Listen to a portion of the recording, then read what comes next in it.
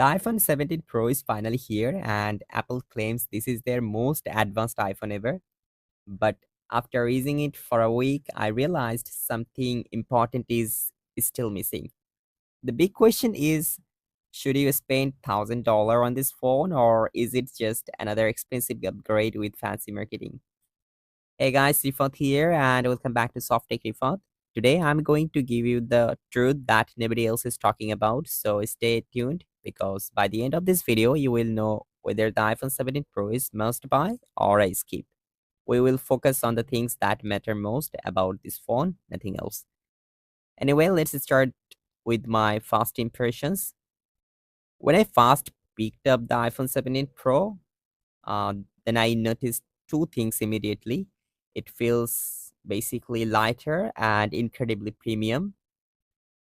The amazing thing is that this time Apple used a new aluminum material which makes it comfortable to hold, especially for longer use. But compared side by side with iPhone 16 Pro, honestly, 90% of people would not notice much difference here. On the other hand, the display is simply gorgeous. It's a 6.9-inch Super Retina XDR display with 3000 nits peak brightness. Apple has once again pushed the boundaries with an even brighter and smoother screen. It's bright even enough to use in direct sunlight, whether you were scrolling, gaming, or watching videos. The experience feels buttery smooth. But here is the thing. The display is stunning, but it's not a giant leap forward from the 16 Pro. Yes, it's brighter. Yes, it's smoother. But if you already own last year's model, then it's not going to blow your mind. On the software side, iOS 26 feels clean, fast, and reliable. Animation are smoother, and apps open instantly. The new Wi-Fi 7 is solid, which means your internet is going to fly if you have a compatible router. So no complaints here.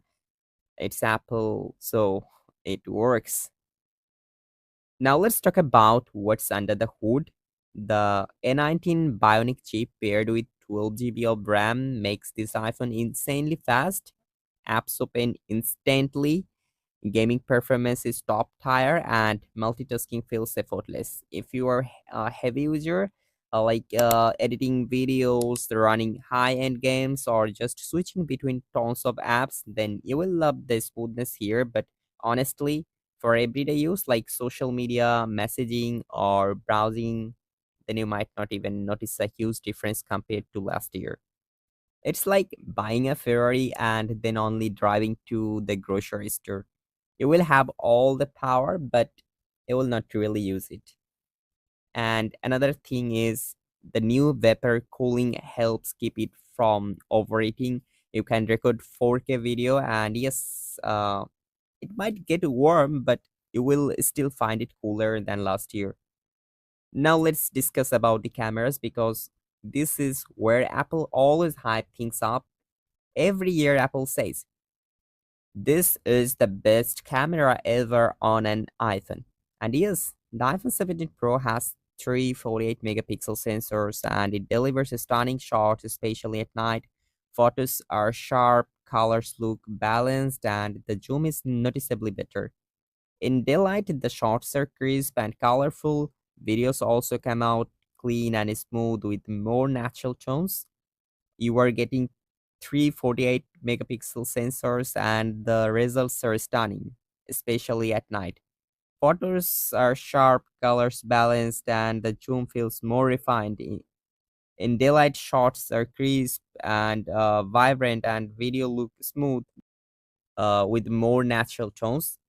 But the front camera, it's 18 megapixel now. Selfies look clean, but again, not mind blowing. If you are hoping this would make you look like a model without effort, then sorry, it's still your face. Now, let's be real. If you already own the iPhone 16 Pro, your photos will look almost the same 90% of the time. There, sharper low light performance, better zoom, and slightly richer details, but they're not exactly mind blowing. So while the iPhone 17 Pro's camera is definitely better, but it does not feel revolutionary. It's good, it's reliable, but it's not game changing. On the other hand, battery life on the iPhone 17 Pro is solid. Apple claims it lasts longer, and I have to agree. After a full day of heavy use, you will still have around 30 to 35% left. That's, to be honest, impressive. But charging speeds, hmm, Apple is still stuck at 25 watt with MagSafe. It works, but to be honest, compared to Android flagships with crazy fast charging, Apple feels like it's living in 2019. Wireless charging is nice, but still not as fast as it should be. So, what is missing? For me, it's the wow factor. Yes, the iPhone 17 Pro is faster, lighter, and slightly better in almost every aspect, but it feels like an incremental upgrade, not a true breakthrough. Frankly speaking, Apple did not take any big risks. There is no revolutionary feature that makes you think, wow, this changes everything.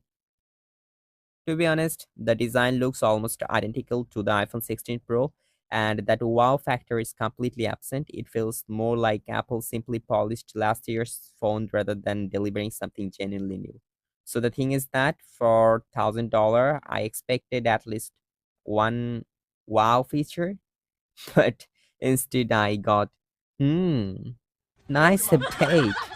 So at this point, it almost feels like Apple is playing jokes on us, offering a premium price for nothing more than a slightly improved version of the previous model. And in conclusion, uh, so should you buy the iPhone 17 Pro or not? Honestly, my final opinion is if you are coming from an older iPhone like the 13, 14, or even 15, then yes, you will see a big jump in performance, camera quality, and battery life. But if you already have the iPhone 16 Pro, then uh, to be honest, please don't waste, save your money. The iPhone 17 Pro is fast, powerful, polished, and premium, but it's not revolutionary. Though Apple calls it the most advanced iPhone ever, but I call it the most refined iPhone ever. And sometimes refinement is not enough to make you upgrade. Now, I want to hear from you. Would you pay $1,000 for this phone or wait for Apple's next big? Let me know in the comments. I read everyone. Share the video with your friends and family members. And of course, don't forget to like, subscribe, and hit that bell icon for more tech reviews.